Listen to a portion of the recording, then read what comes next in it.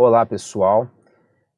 Hoje a gente vai dar continuidade ao tema da distribuição espacial da população e da mobilidade, que a gente começou na semana passada. Essa aula marca o fim de um ciclo de aulas que a gente está aprofundando em cada uma das componentes demográficas. Primeiro a gente teve 2 aulas relacionadas à mortalidade, depois 2 aulas da fecundidade e agora temos essa é a segunda aula relacionada à componente migração, que, como eu falei, a gente está olhando em conjunto com a distribuição espacial da população e outras formas de mobilidade. Tá? Então, dando continuidade ao que a gente tratou na aula passada, as 2 formas de mobilidade espacial da população mais lembradas, mais estudadas pela demografia, são a pendularidade e as migrações. Tá? A pendularidade, vocês chegaram já a ver alguma coisa na semana passada, mas para lembrar, a pendularidade realmente faz uma referência ao movimento do pêndulo e diz respeito a esse deslocamento diário que as pessoas fazem, saindo dos seus municípios de residência para os municípios nos quais elas trabalham ou estudam. Os últimos censos, felizmente, vem apresentando quesitos relacionados a esses movimentos pendulares, e no censo de 2010 estava dessa forma aí, separado para estudo e para trabalho, tá? O que foi ótimo, nem sempre foi assim. E eu quero chamar a atenção para vocês que no deslocamento para trabalho tem um quesito bem interessante aqui que pergunta qual que é o tempo habitual gasto de deslocamento da casa até o trabalho, o que é uma informação muito mais interessante para a gente pensar no planejamento, para a gente pensar em políticas públicas, por exemplo, de transporte urbano, muito mais interessante que pensar simplesmente a distância euclidiana, a distância em quilômetros da casa até o trabalho, pelas vias, por meios viários.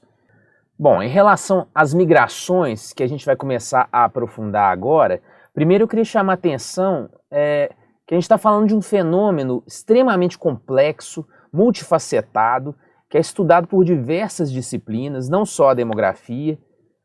Então a gente está falando de um tema que é transdisciplinar ou interdisciplinar.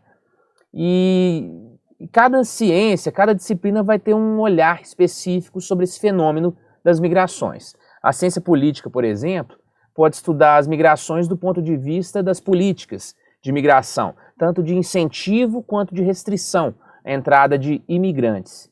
O Canadá e a Austrália, por exemplo, têm políticas de incentivo à imigração, mas a imigração que eles querem, mão de obra qualificada e em determinadas áreas apenas.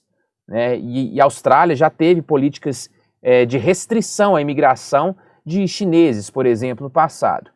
Inclusive, a melhor forma, eu acho, de estudar o racismo institucionalizado é estudando políticas de imigração. E o que pode, inclusive, ser um objeto da sociologia, uma outra ciência.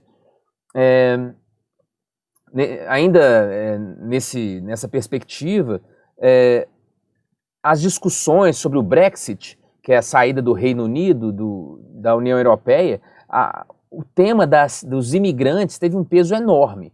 E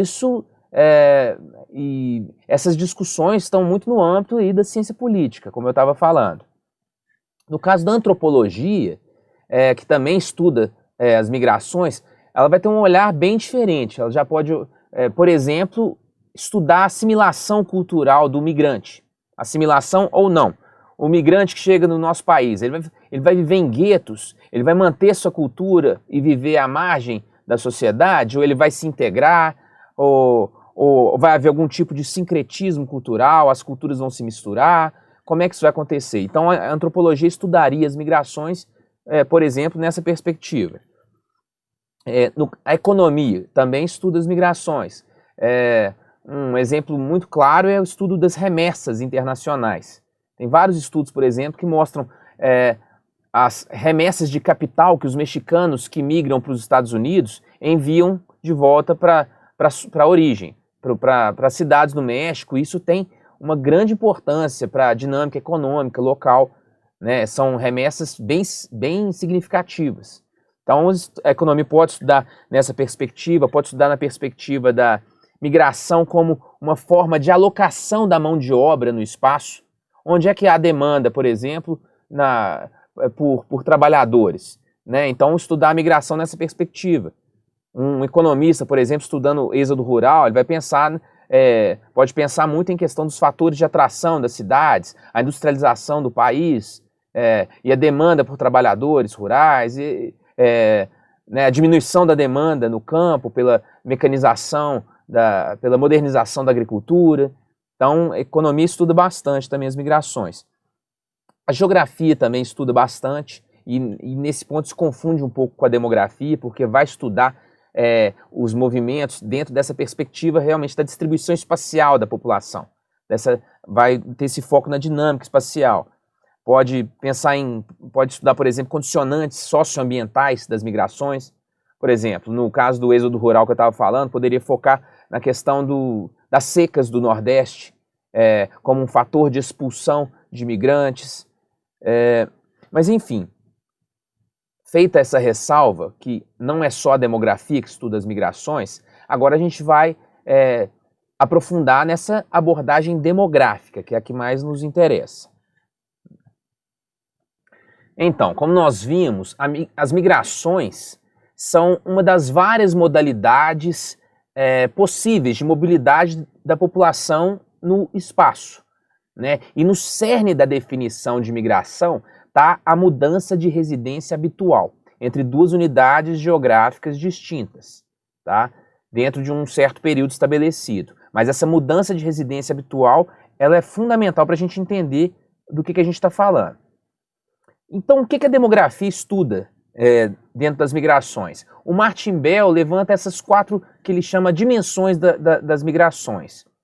E cada uma dessas dimensões pode ser mensurada, pode ser estudada de várias formas. Aí eu coloquei, já adianto, eu coloquei em ordem de relevância, porque a intensidade é a dimensão de longe a mais estudada da migração. A intensidade realmente se preocupa com o volume de imigrantes, volume de imigrantes e emigrantes, com saldo migratório, que é o balanço entre imigrantes e emigrantes, diz respeito a realmente uma quantificação dos fluxos. Já o impacto diz respeito ao impacto das migrações na redistribuição da população no espaço, tá? Porque se você tem, por exemplo, se você tem um determinado município, emigraram 2.000 pessoas e imigraram 2.000 pessoas, o balanço é zero, né? Ou seja, o saldo migratório é zero. Então, do ponto de vista da redistribuição da população no espaço, o impacto das migrações foi nulo, porque a quantidade de pessoas que você começou é a mesma quantidade de pessoas que você viu no final do período, tá? Claro que a gente tem que ver o perfil dos migrantes, porque muito dificilmente vai ter o mesmo perfil por sexo, idade, os que entraram e os que saíram.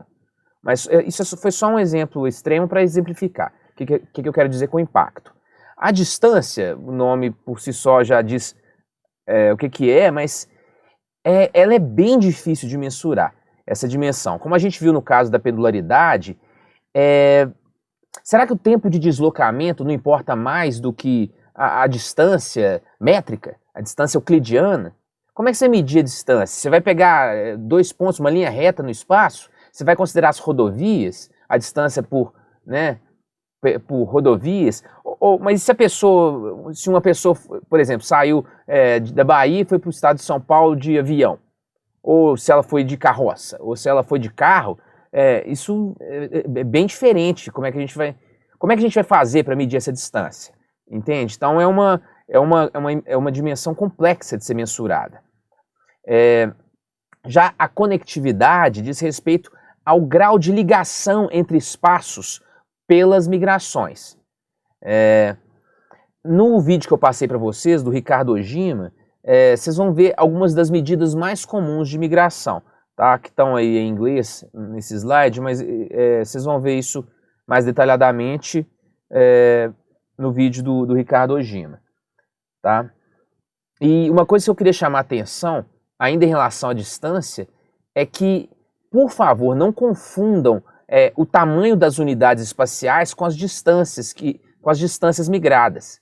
O que eu quero dizer?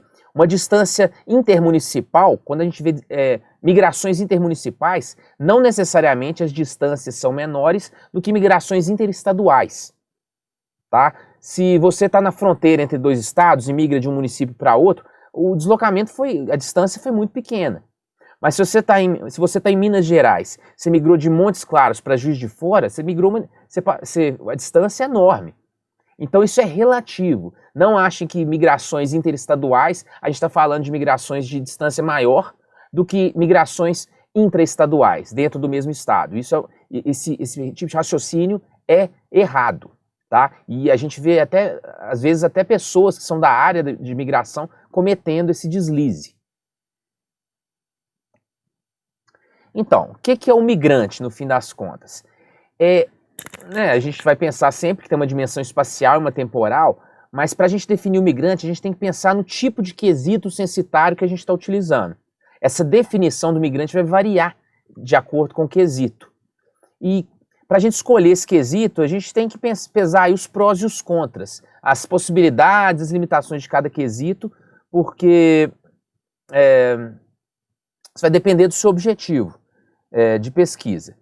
Mas só para deixar uma coisa clara, porque eu chamei atenção para essa questão da mudança de residência habitual, a documentação do censo de 2010 do IBGE, ele deixa claro que não foi considerado como migrante pessoa que se ausentou temporariamente do município por motivo de frequência à escola.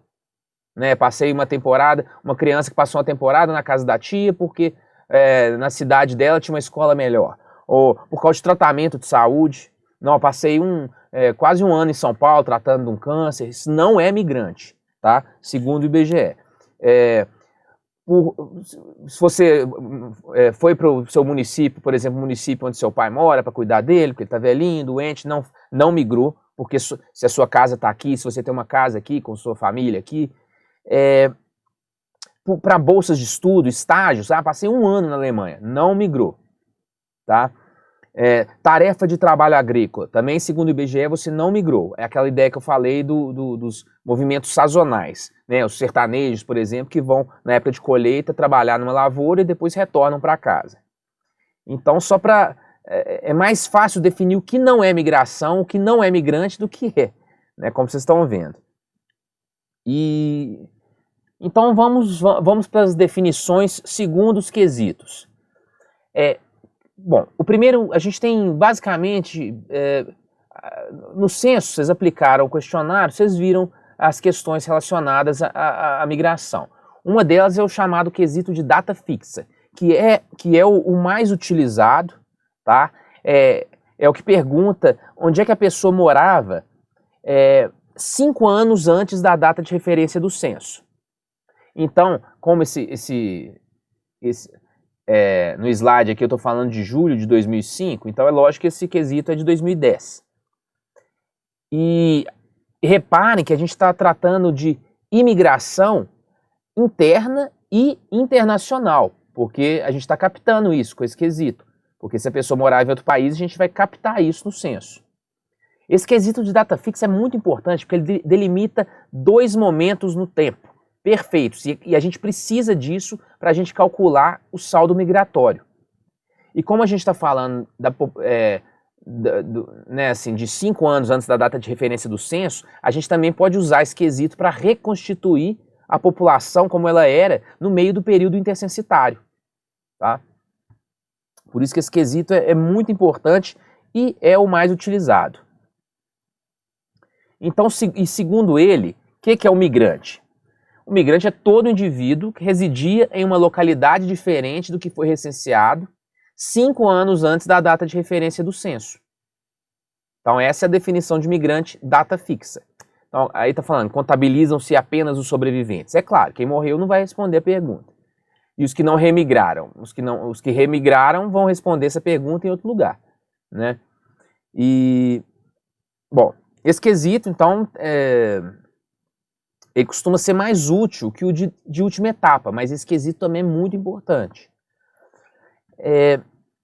Esse quesito de última etapa, às vezes, dá uma certa confusão, porque a pessoa fala assim, eu procurei lá no questionário do censo, eu não achei esse quesito. Mas é porque ele na verdade, ele consiste na combinação de duas perguntas. É o tempo de residência com o local de última residência, como vocês podem ver aqui, ó. Há quanto tempo você mora sem interrupção nessa unidade da federação e neste município? Se mora menos de 10 anos, a pessoa vai responder onde é que ela morava antes. Então é assim que é captado. Tá?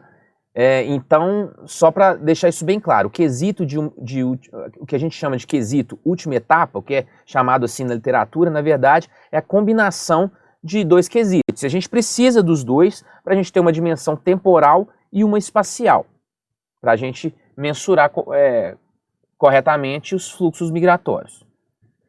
Então, o migrante de última etapa, definido a partir do quesito, né, de última etapa, seria todo indivíduo que residiu em uma unidade espacial diferente daquela em que foi recenseado nos 10 anos anteriores à data de referência do censo, né, independente do lugar de residência anterior. Se em 2000 eu morava em Belo Horizonte, em 2010 eu morava em Belo Horizonte, eu posso ser um migrante, se no meio do caminho eu tiver migrado para outro município, porque aí eu vou ser captado como migrante pelo quesito de última etapa. Eu vou falar que o último lugar que eu residi foi Juiz de Fora, 7 anos atrás, por exemplo. Tá? E lembrando que além desses quesitos que eu falei, a gente pode fazer estimativas de estoque também de imigrantes. Vocês viram lá, quando vocês aplicaram o questionário, que tem informação sobre a naturalidade e a nacionalidade. Então, se a pessoa, sei lá, migrou da Colômbia para São Paulo há 40 anos atrás, isso vai ser captado no censo também. Você pode utilizar essa informação também. Tá? Ok, a gente viu que esses quesitos, eles captam os imigrantes internacionais. Se a pessoa vem de outros países, a gente consegue captar tanto através do que eu acabei de falar, né, dos quesitos de estoque, quanto o quesito de data fixa, o de última etapa. Mas e quanto à emigração internacional? Quem sai do Brasil para morar em outros lugares? Como é que a gente faz para saber quantos são, o perfil dessas pessoas? Isso sempre foi um problema, um desafio para medir isso, porque essa informação deveria ser coletada lá fora, só que a maioria mentira, não sei se é a maioria, mas é uma situação muito comum que os emigrantes brasileiros estejam em situação ilegal no exterior, sejam clandestinos no exterior. Então eles não são captados pelos instrumentos de coleta. Então fica difícil a gente fazer uma estimativa precisa do número de emigrantes brasileiros mundo afora. Para tentar resolver um pouco essa lacuna, o IBGE incluiu esse quesito aí de emigração internacional no censo de 2010. Só que esse quesito apresentou alguns problemas. O IBGE já sabia, quando incluiu esse quesito, que ele seria subestimado. Por quê? Lembra que a unidade de coleta das informações é o domicílio. E se todo mundo do domicílio tiver ido para fora? E se era um domicílio unipessoal, ou seja, habitado por uma única pessoa e essa pessoa emigrou para o exterior? Quem é que vai responder? E se quem ficou, por exemplo, morava uma família, um dos membros dessa família emigrou para o exterior e os membros que ficaram morreram? Essa informação não vai ser captada. E também, claro, a gente não está considerando os filhos desses emigrantes, os filhos que esses emigrantes brasileiros tiveram quando eles estavam no exterior. Porque esses filhos vão ser brasileiros, só não nasceram aqui. Então, esse quesito do censo de 2010 captou 491 mil brasileiros morando fora do país. Só que isso está muito subestimado. Inclusive, esse quesito vai ser retirado, ele não foi incluído no censo de 2000, pelo menos naquele questionário que vocês aplicaram, ele não estava incluído e eu acho que não vai ser incluído mesmo, por causa que dá uma discrepância muito grande das outras estimativas.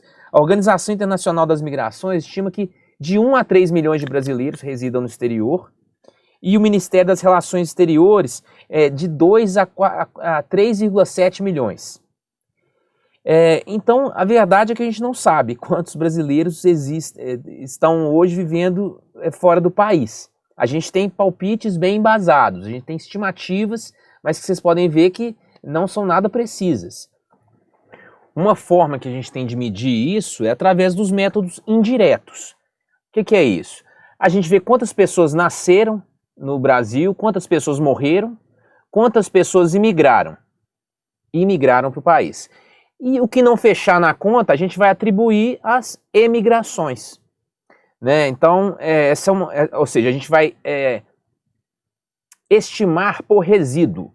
O que sobrar, a gente vai atribuir às emigrações. Mas mesmo com esses métodos, a gente não chega em números muito precisos. Né? E no caso por que esse quesito só foi incluído recentemente, não havia essa preocupação antes? Olha, até a década de 80, na verdade, a gente vive num país de imigrantes. Né? Se a gente for pensar quem que é autenticamente brasileiro, são os povos indígenas. Quem veio, né, o resto todo veio de fora. Veio de Portugal, a gente tem vários colonos alemães, italianos, a gente teve uma forte imigração japonesa.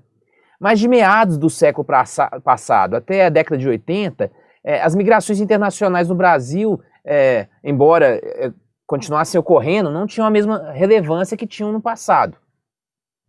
Né? A partir da década de 80, aí sim, a gente começou a observar um saldo negativo crescente. Ou seja, mais e mais brasileiros passaram a ir para o exterior. Né? Principalmente para os Estados Unidos, 1/4 dos brasileiros, mais ou menos, 1/4 das pessoas que saem do Brasil vai para os Estados Unidos. Em segundo lugar vem Portugal, depois Espanha, depois Japão, depois Itália, depois Inglaterra e outros países. A preferência por esses países pode ser justificada pelo que eu falei, pelos laços históricos que a gente tem com esses países e também pelas redes sociais. Rede social eu estou falando não de Facebook, não de redes sociais virtuais. Eu estou falando das conexões existentes entre as pessoas nos locais de origem e destino. Né, eu não mencionei o caso dos mexicanos, se vão para os Estados Unidos, é muito comum que eles mandem remessas de capital para quem fica. Né? Então, quando se estabelece um fluxo migratório, como eu falei na outra aula, há uma inércia nos movimentos populacionais. Quanto mais pessoas migram para o lugar, maior é a tendência de imigração para esse lugar. Veja, por exemplo, o caso de Governador Valadares, que eu acho que é um caso emblemático que todo mundo conhece. Governador Valadares tem uma forte conexão com alguns locais nos Estados Unidos, né? Porque há um processo de causação cumulativa. Quanto mais gente vai, mais gente acaba indo, entende? Então é um processo retroalimentador. E isso é uma propriedade das migrações. Né? Uma vez que se estabelece uma corrente migratória, é comum que se estabeleçam contrafluxos e uma circulação. Então, porque isso é fácil de entender, na verdade. Por exemplo, se você você gostaria de sair do Brasil e você não conhece ninguém que está lá fora, a coisa fica mais complicada. Mas eu tenho meu primo em Portugal. Você já dá uma ligada para ele, dá para ficar na sua casa um tempo, você pode me indicar para um trabalho, etc. Você já tem uma conexão que facilita esse movimento de imigração. Tá? Então, isso também é estudado, bastante estudado dentro das migrações, essa questão dessas redes sociais das migrações. Tá? Bom, então tá. Agora eu gostaria de falar para vocês dos efeitos diretos e indiretos das migrações. Vou começar pelos efeitos diretos. Tá